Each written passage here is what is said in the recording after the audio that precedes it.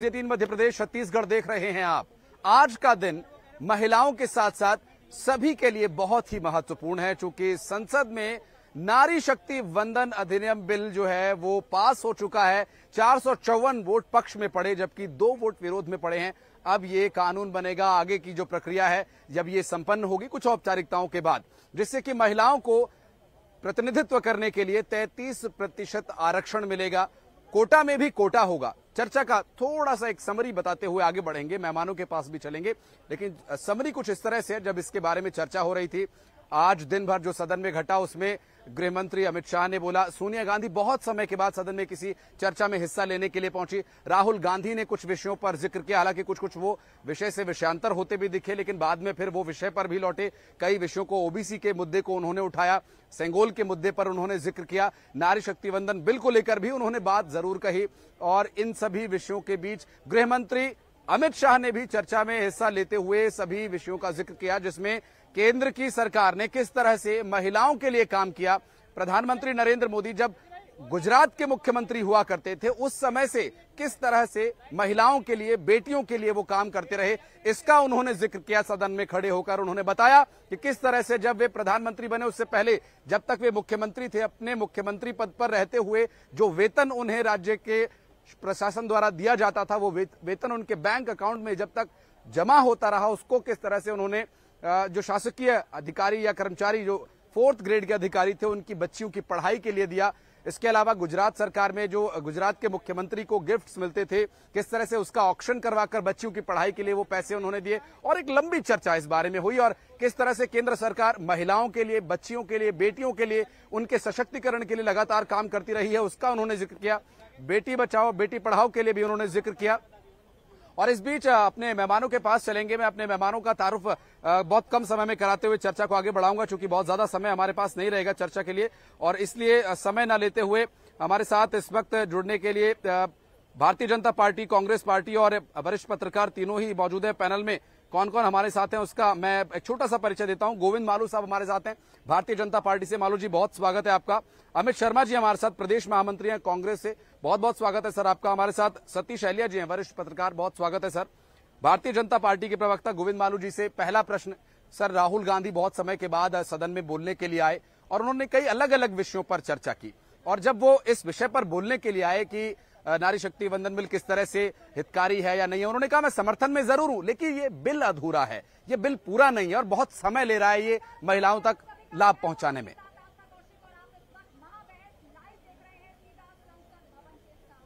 अभी भी समय चाहिए क्या? देवेगौड़ा जी की सरकार 96 में तब वो बिल आया, उसके बाद माननीय अटल जी की सरकार में 1999 से लेकर 2002 तक 3 प्रयास किए गए। हमारे पास इतनी संख्या बल नहीं था कि आउटराइट हम उसको पास करा सकें। गठबंधन के सहयोगी भी थे, उनकी भी कुछ विडंबनाएं थी, और इसीलिए कहा जाता है कि यदि सरकार को चलाना है, देश को चलाना है, तो स्थिर सरकार और पूर्ण बहुमत चाहिए। इसलिए जब हमारी पूर्ण बहुमत की सरकार आई तो हमने उस पर आगे काम बढ़ाया।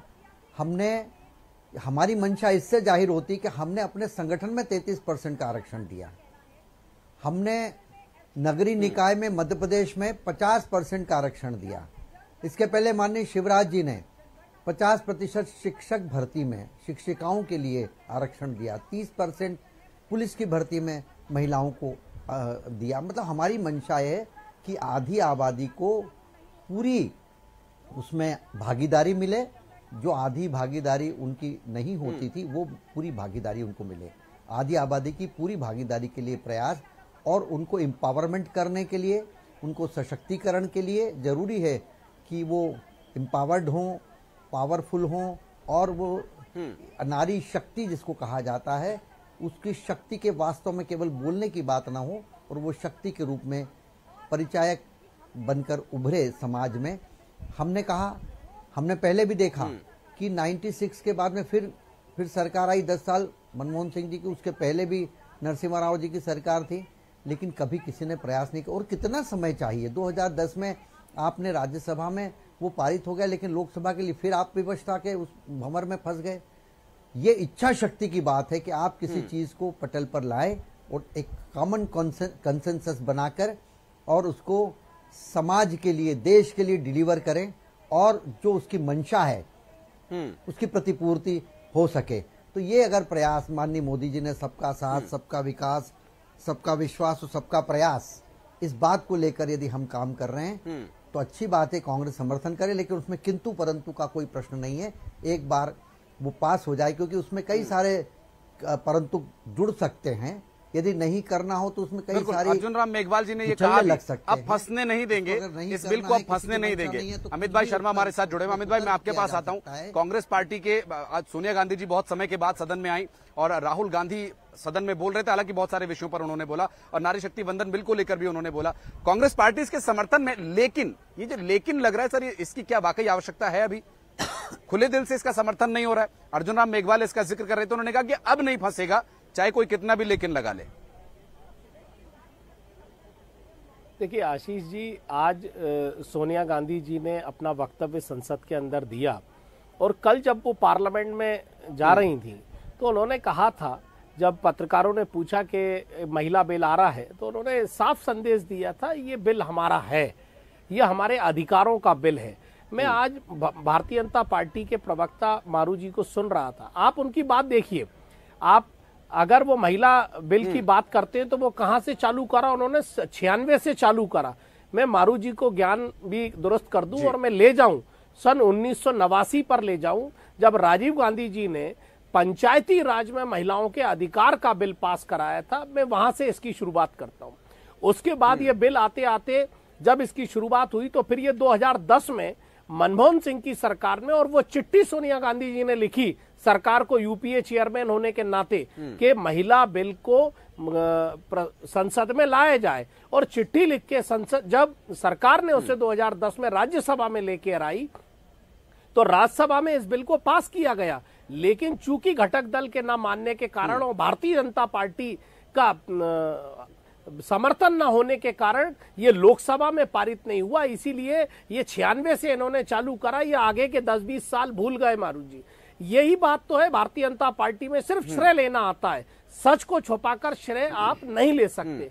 आज अगर महिला बिल की बात करें तो निश्चित तौर पे हमें गर्व है कि जो देश की आधी आबादी है, हमारी नारी शक्ति है, जिसको हम दुर्गा का रूप कहते हैं, हम आदि अर्धांगिनी कहते हैं, आज उनके अधिकारों की जब बात आई तो कांग्रेस ने सन 1989 में भी अपना पक्ष रखा था, और आज भी हम इस बिल की प्रशंसा करते हैं जो सोनिया गांधी जी ने कहा। मैं एक बात और त्रिपाठी आशीष भाई ध्यान आकर्षित कराना चाहता हूं। आज मैं उस पार्टी से नाता रखता हूं कि देश में गर्व है कि अगर पहला प्रधानमंत्री किसी ने इंदिरा गांधी के रूप में दिया तो वो कांग्रेस ने, पहली राष्ट्रपति अगर किसी ने दिया तो वो कांग्रेस ने, पहले कई मुख्यमंत्री महिलाएं अगर किसी ने बनाया तो वो कांग्रेस पार्टी ने, पहली कांग्रेस की अध्यक्ष श्रीमती सरोजिनी नायडू अगर किसी ने बनाया कांग्रेस की अध्यक्ष तो कांग्रेस पार्टी ने करा। हमने सिर्फ घोषणाएं और वादे नहीं करे, नारी को सशक्त बनाकर उसके सम्मान की रक्षा भी करी और उनके अधिकारों को देने का कार्य भी कांग्रेस पार्टी ने हमेशा किया है।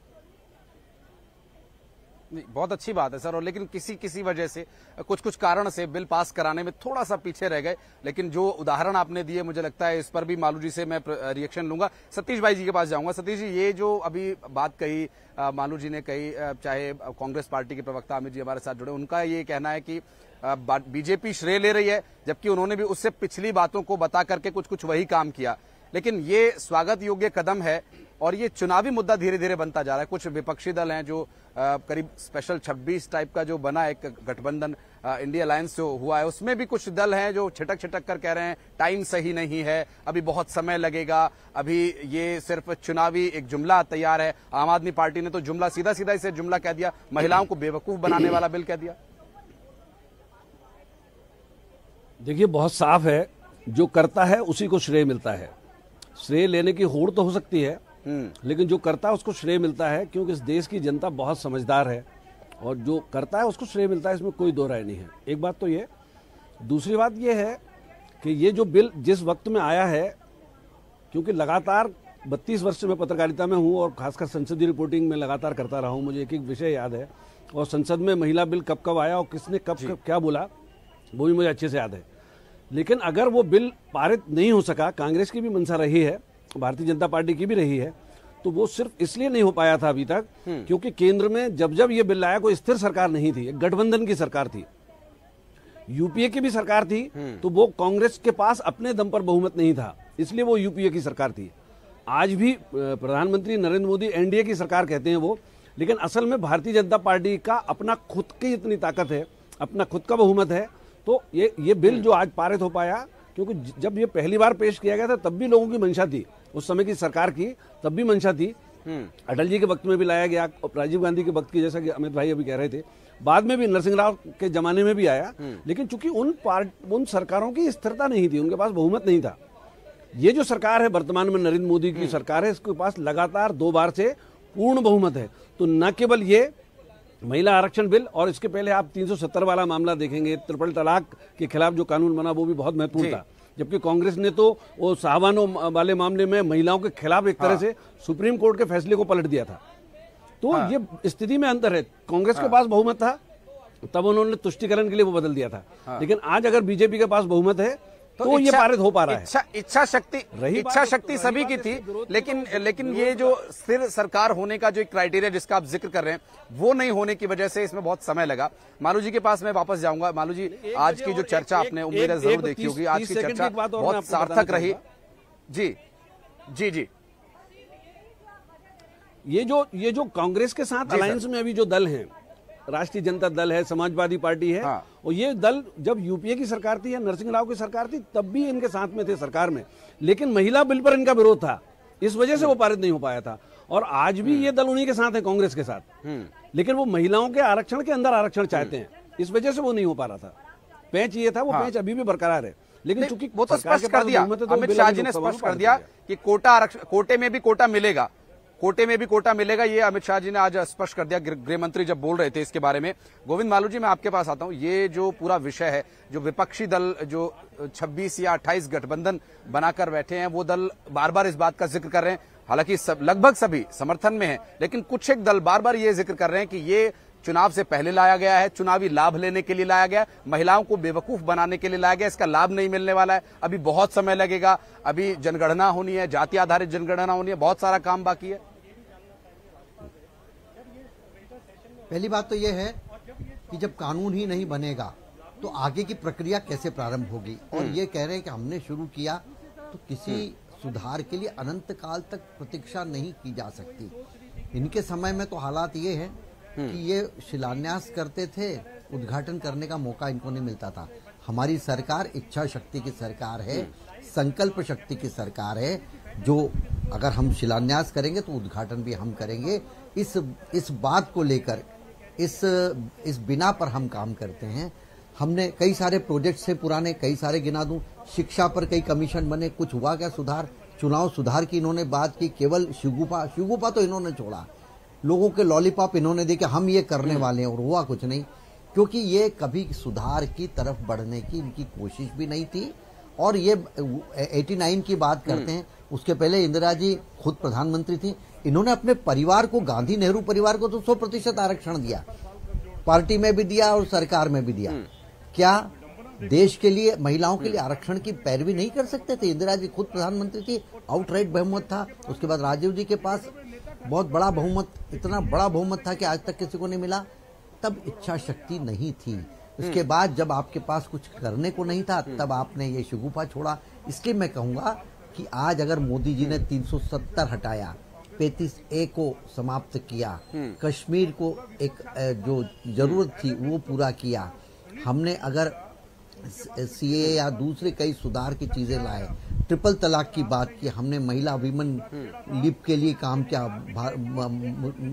बहनों की स्वतंत्रता के लिए काम किया, कई सारी योजनाएं बनाई। और जो आप कह रहे हैं कि वो समय पंचायत का आरक्षण दिया, अरे हमारे शिवराज जी ने 50% आरक्षण, उसके बाद कई सारे कांग्रेस के राज्यों में नहीं मिल पाया, जो हमने दिया है। इसलिए ये इच्छा शक्ति की बात है, संकल्प की बात है। आज किंतु परंतु जुड़ जाएंगे, और आपकी अगर उतनी विल नहीं है, आपका इतना सबका समन्वय करके काम नहीं करा सकते, तो फिर कैसे सुधार होगा? हम करने वाले थे 21 साल, क्या 50 साल हो जाएंगे? कई सारे प्रकल्प जिनका श्रीमती इंदिरा गांधी ने उसके बाद के कालखंड में उद्घाटन तो कर दिया, लेकिन वो 15-15, 20-20 साल से और उनकी लागत बढ़ गई। देखिए ये टाइम बाउंडिंग कार्यक्रम है, इसकी कोई डेडलाइन निश्चित होना चाहिए। वो डेडलाइन इनके पास नहीं, ये केवल एक जो दिखाते हैं कि हमने शुरू किया, करा कुछ नहीं, उसके बाद वो उसका समापन हो गया। इसलिए चाहे राम मंदिर की बात हो, कितने साल से चल रहा है राम मंदिर का, हमारी सरकार ने उसकी सारी बाधाएं दूर करके और एक शांतिपूर्ण ढंग से वहां पर देश में एक अच्छे माहौल में, एक अच्छे अंदाज में, एक अच्छे यही एक छोटा सा विरोध का कारण है। हो जाएगा अमित भाई, प्रदेश महामंत्री कांग्रेस के जो अमित भाई जो कहना चाह रहे हैं, मैं अमित भाई आ रहा हूं, मैं एक छोटी सी बात कंक्लूड आपको जोड़कर प्रश्न पूछूंगा, आप दोनों बातों का जवाब दीजिएगा। अमित भाई सुनिए ना, अमित जी सुनिए ना, मैं आपके पास ही आ रहा हूं। एक छोटी सी बात मैं अपनी जोड़ते हुए आपके पास प्रश्न लेकर आ रहा हूं। जो बात मालू साहब कह रहे हैं कि ये राम मंदिर का मुद्दा या ये नारी शक्ति वंदन बिल जो आया, ये जो श्रेय का विषय है, और चूंकि चुनाव का समय, मुझे लगता है कांग्रेस पार्टी को सिर्फ एक छोटा सा जो विरोध है वो यही है कि श्रेय पार्टी भारतीय जनता पार्टी ले रही है, जबकि बहुत ताला राम मंदिर का राजीव जी के समय में खुला, इसकी शुरुआत राजीव जी और इंदिरा जी के समय में हुई, वो जिक्र होते हैं। चुनावी लाभ लेने का मुझे लगता है ऐतराज अमित भाई पहले भी जता रहे थे और कांग्रेस पार्टी के कई प्रवक्ता जता चुके न्यूज 18 से बातचीत के दौरान।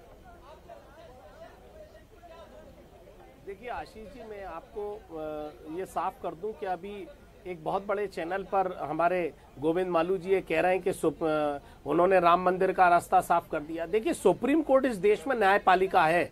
सुप्रीम कोर्ट के निर्णय को इस देश के प्रत्येक धर्म, प्रत्येक जाति और इस देश के नागरिकों ने माना है। नहीं तो अगर ये निर्णय करते तो 92 याद आता है, उस दंगों से जो देश जल रहा था। मैं उन बातों पर ज्यादा नहीं जाऊंगा। आज चूंकि टॉपिक महिलाओं का है तो मैं गोविंद जी को बता दूं कि जिस महिलाओं की बात अगर ये कर रहे हैं, कुर्बान कर दिया, महिला की भंग कर दिया।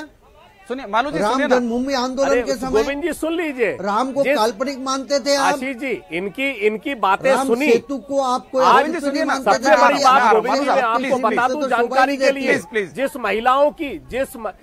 महिलाओं की आशीष भाई ये चिंता करते हैं, देखिए 2000 में उमा भारती जी बेचारी मुख्यमंत्री बन गई थी, ऐसे तैसे जनता ने बनाया था, लेकिन यहाँ षड्यंत्रपूर्वक पुरुषों ने, भारतीय जनता पार्टी के लोगों ने, बाबूलाल गौर जी ने, आज हमारे बीच नहीं है, शिवराज सिंह चौहान ने षड्यंत्र कर उमा भारती को हटा दिया और उमा भारती बेचारी वहाँ से झांसी से आई, मुझे भोपाल बुला लो, मुझे भोपाल बुला लो। 18 साल लग गए उनको भोपाल आने में, और जब बेचारी वो भोपाल आई वो महिला अपने अधिकार को मांग रही थी तो उनको शराब की दुकान पर पत्थर फेंकने के काम में लगा दिया। आज वो अपनी गद्दी मांग रही है, अपने अधिकार को मांग रही है, इनकी महिलाओं के प्रति चिंता है।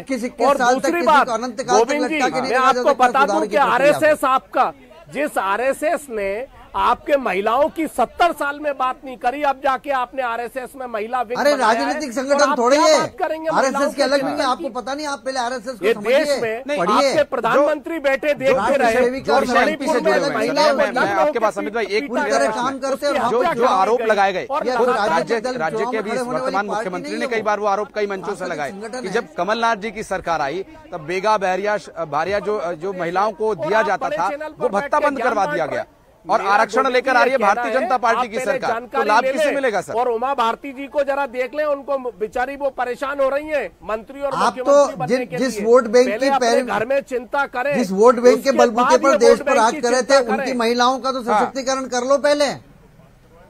एक एक करके बोले प्लीज। अरे हमें महिलाओं के लिए ट्रिपल तलाक आपने प्रधानमंत्री बनाई, सुप्रीम कोर्ट का निर्णय बदल दिया, शाहबानों से सायराबानों तक जो गांधी परिवार से ताल्लुक नहीं किया है, हमने किया है। सरोजनी नायडू हमने कांग्रेस की अध्यक्ष बनाई। अरे आप आरएसएस के अध्यक्ष का नाम बता दीजिए एक महिला का, बताइए गोविंद मालू जी। आरएसएस ने एक महिला को संघ प्रचारक या चीफ बनाया, करिए ना।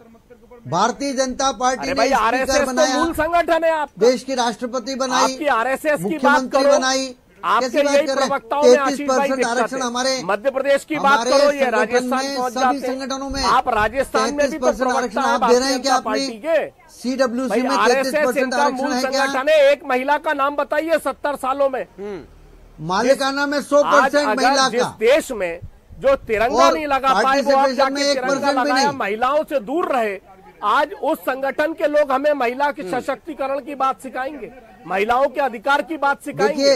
देखिए कांग्रेस वो पार्टी है जो सन 1989 से लेकर 2010 तक हमने महिलाओं के अधिकार के लिए काम करा और ना कि काम पहले करा, पवित्र बनकर बल्कि आइए। इस देश के अंदर मुख्यमंत्री कांग्रेस पार्टी ने बनाया, इस देश के अंदर गवर्नर अगर धर्मांतरण पहला करने किसी ने वाले बनाया लोग, तो वो महिला को कांग्रेस राष्ट्रांतरण पार्टी ने करने बनाया। वाले लोग अगर आज हमको दिल्ली को सीख दे रहे हैं। सुसज्जित करने का काम अगर किसी महिला ने करा तो शीला दीक्षित ने करा।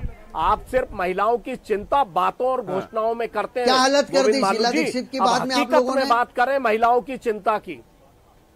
हकीकत में बात करिए, आपके अपने आरक्षण ठीक दिया है, क्या मैं आपने सतीश जी, संगठन में? मैं सर हमने तो दिया। मध्य प्रदेश हम में बहुत दमदारी से बोल रहे हैं, हमने दिया, आपने दिया। गोविंद जी, आपकी अमित मंशा जी, नहीं गोविंद जी है। सुनिए ना प्लीज। ये एनसीआर मंशा ही के नहीं रिकॉर्ड है। है मध्य प्रदेश मैं आ रहा हूं सर, महिलाओं सतीश जी। के अत्याचार महिलाओं पर को गोविंद जी, तंदूर में जलाने वाले जरा और देख मगरमच्छ लीजिए को हिलाने अपने वालों के पास सरकारी क्या मंशा रिकॉर्डों होगी? को एक उठा सवाल, के एक देख सवाल। लीजिए और पढ़ लीजिए सर एक सवाल रिकॉर्डों सतीश जी को। से लेना है। सतीश जी जो जितना नारी जो सम्मान है जो हमको अन्य पता है। राज्यों का जिक्र कर रहे हैं, मध्य प्रदेश में भी इसका असर होगा। विधानसभा के चुनाव बिल्कुल नजदीक है और आपने कहा कि जो काम करेगा उसी को श्रेय जाएगा। ये जो अभी पूरा प्रोसेस शुरू हुआ है इसमें भी समय लगेगा, लेकिन क्या इस चुनाव में इसका लाभ मिलेगा? मुझे लगता है जो विपक्षी दल है पेट में दर्द शायद इसीलिए हो रहा है कि कहीं बीजेपी इसका लाभ न ले, और बीजेपी का पूरा फोकस है कि इसे प्रचारित किया जाए। देखिए, बीजेपी प्रचारित करे या न करे, किसी दल को उससे दिक्कत हो या न हो, लेकिन मैंने जैसे पहले कहा था कि जो करता है उसको श्रेय मिलता है। निश्चित रूप से ये बिल लोकसभा में पारित हो गया, राज्यसभा में जैसे पारित होगा तो भारतीय जनता पार्टी को और नरेंद्र मोदी को लोकसभा के चुनाव में इसका फायदा निश्चित रूप से महिलाओं के पक्ष में मिलेगा। आप पुराना रिकॉर्ड उठा के देख लीजिए, विधानसभा चुनावों को देख लीजिए, उत्तर प्रदेश का ही देख लीजिए आप, या कहीं का भी देख लीजिए, जो महिलाओं को की योजनाएं जो है, महिलाओं को सीधा लाभ देने वाली योजनाएं हैं, उनसे भारतीय जनता पार्टी को बहुत लाभ हुआ है। उत्तर प्रदेश में कांग्रेस को सिर्फ 2 सीटें मिली हैं और भारतीय जनता पार्टी को बम्पर जीत जो योगी जी की हुई है उसमें महिलाओं का बड़ा योगदान है। और ये जो बिल पारित हुआ है इसमें अमल कभी भी हो, लेकिन इस समय सरकार ने जिस ताकत से उसको पेश किया, जिस तरह से पेश किया और पारित हो रहा है, और एक तरह से लगभग 2 लोगों ने विरोध किया लोकसभा में और पूरी पार्टी ने उसकी सफल, तो श्रेय उनको मिलेगा, इसमें कोई दो राय नहीं है। ये बात भी सही है कि कांग्रेस भी बीच बीच में उसको लगातार लाती रही, लेकिन कांग्रेस का कंपल्सन ये था कि कांग्रेस के पास उतना बहुमत नहीं था जब वो बिल लाई थी। जब उसके पास बहुत बहुमत होता था तब वो नहीं लाई, तब लाई जब उसके पास वो गठबंधनों की सरकारें थी कंपल्सन से, इसलिए वो नहीं कर पाई। आज बीजेपी के पास वो कंपल्सन नहीं है, इसलिए बीजेपी वो कर पाई है, तो श्रेय निश्चित रूप से उनको मिलेगा। ठीक है, मैं एक छोटा सा प्रश्न, क्योंकि समय की कमी है, गोविंद जी बहुत शॉर्ट में बताइएगा, फिर अमित जी से भी एक छोटा सा रिएक्शन लूंगा। आने वाले चुनाव में मुद्दा होगा प्रचार के दौरान नारी शक्ति वंदन बिल। देखिए, नारी शक्ति वंदन के लिए कोई मुद्दा बनाने की जरूरत नहीं है। देश जानता है, देश की आधी आबादी इस बात के लिए प्रतीक्षारत थी, उनकी प्रतीक्षा पूरी हुई, वो खुद समझते हैं। लेकिन हम जो काम हमने किए हैं हम उनको जनता के बीच में ले जाएंगे। नारी वंदन से लेकर 370 से लेकर राम मंदिर से लेकर और गोविंद जी, यूनिफॉर्म अमित जी से एक छोटा सा रिएक्शन हमारा लूंगा सर। एजेंडा था, हम उसके बारे में ही कॉमन कंसेंसस। ठीक है, छोटा सा रिएक्शन सर। कानूनी मुद्दा, ये माफ कीजिएगा, चुनावी मुद्दा होगा, प्रदेश के अंदर चर्चा महिला होगी हो, जब आदिवासी हो, इसके लिए अनुसूचित कांग्रेस जाति पार्टी हो, का क्या जनजाति रिएक्शन हो, रहेगा?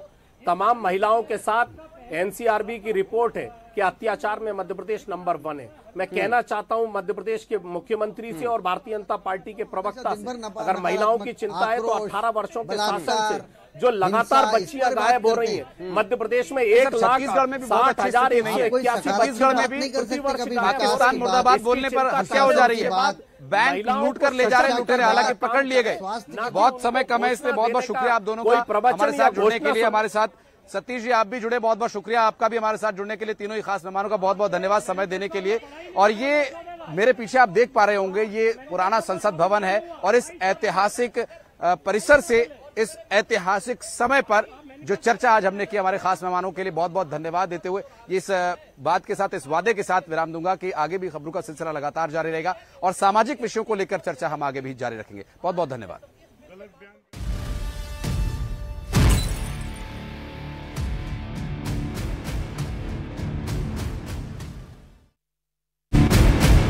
के दो नेता आपस में